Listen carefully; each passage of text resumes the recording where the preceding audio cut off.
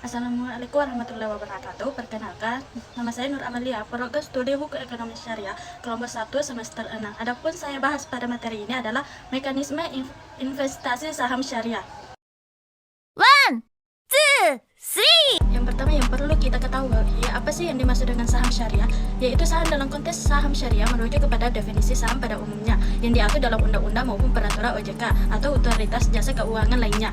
Nah, adapun dua jenis saham yang diakui di pasar modal Indonesia. Yang pertama, saham yang dinyatakan memenuhi kriteria seleksi saham syariah berdasarkan peraturan OJK nomor 35/POJK 04/2017 tentang kriteria dan penerbitan daftar efek syariah. Kemudian yang kedua yaitu saham yang dicatat sebagai saham syariah oleh emiten atau perusahaan publik syariah berdasarkan peraturan OJK nomor 17/POJK 04/2015.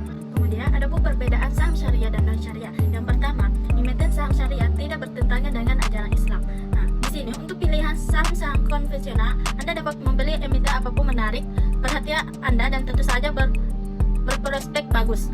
Saham-saham konvensional itu perusahaan dan bisnisnya bebas bergerak di bidang apa saja. Sedangkan saham-saham syariah perusahaannya dan bisnisnya yang dijalankan tidak boleh bertentangan dengan ajaran Islam. Jadi pahami bahwa tidak semua saham terdaftar di Bursa Efek Indonesia dapat dikategorikan sebagai saham syariah. Kemudian yang kedua yaitu sistem bagi hasil. Sama seperti bank syariah yang tidak menerapkan unsur riba.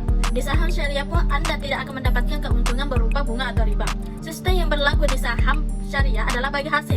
Dalam sistem ini, pemegang saham tidak hanya memiliki kemungkinan untuk mendapatkan sebagai untung dari perusahaan, tetapi juga mempunyai risiko yang besar jika perusahaan ataupun perseroan mengalami kerugian. Sebagai contohnya, Anda menanamkan sejumlah dana untuk saham syariah di perusahaan makanan kaleng. Saat perusahaan tersebut mendapatkan keuntungan dalam jumlah tertentu, Anda pun akan mendapatkan imbasnya. Anda akan memperoleh dividen dari keuntungan tersebut. Sebaliknya, jika perusahaan itu merugikan, Anda pun akan ikut menanggung kerugiannya. Yang ketiga yaitu musyawarah untung dan rugi. Dalam saham syariah, masalah bagi hasil untung dan risiko rugi ini sudah mesti disepakati ketika Anda hendak mendaftarkan saham. Calon pemegang saham dan perusahaan harus bermusyawarah untuk mencapai kesepakatan bersama tanpa paksaan. Inilah yang kemudian disebut dengan iktikat saham. Dengan adanya iktikat saham, pemegang saham bisa terlepas dari namanya gharar, informasi yang menyesatkan maupun masyir, risiko yang berlebihan. Kemudian cara investasi saham syariah. Nah, ada beberapa langkah yang perlu Anda pertimbangkan dalam melakukan investasi saham syariah. Yang pertama yaitu kenali daftar saham-saham syariah. Nah, khusus untuk syariah, Anda harus mengenali daftar perusahaan apa saja yang bisa Anda tanamkan saham di dalamnya. Untuk mengetahui hal ini, Anda dapat mengecek melalui daftar indeks saham syariah. Kemudian yang kedua yaitu pastikan saham bebas dari praktis yang tidak sesuai Islam. Nah, setelah mengetahui daftar emiten yang bisa Anda beli untuk berinvestasi saham syariah, langkah berikut adalah mengecek ketepatan emiten tersebut. Pastikan lagi bahwa saham yang telah tercatat bebas dari praktik-praktik yang bertentangan dengan ajaran Islam. Yang kemudian ketiga yaitu jangan asal pilih saham, cek fundamental dan lakukan analisis teknikal. Nah, saat ada investasi saham, tentu hindari asal pilih saham. Lakukan strategi sederhana yaitu melihat fundamental saham yang akan dibeli dan melakukan analisis teknikal. Kemudian syarat-syarat menjadi investor saham syariah. Yang pertama, memiliki kartu tanda penduduk atau KTP sebagai bukti kewarganegaraan Indonesia. Yang kedua yaitu memiliki rekening tabungan syariah. Dan yang terakhir memiliki nomor pokok wajib pajak.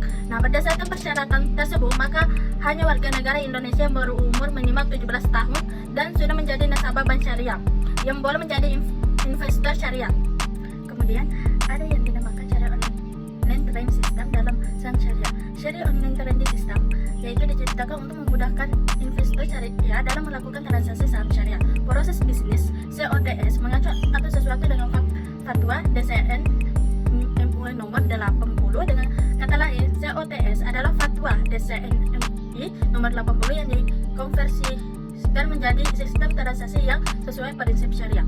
Syariah online trading system adalah sistem transaksi saham syariah secara online yang memenuhi prinsip-prinsip syariah di pasar modal.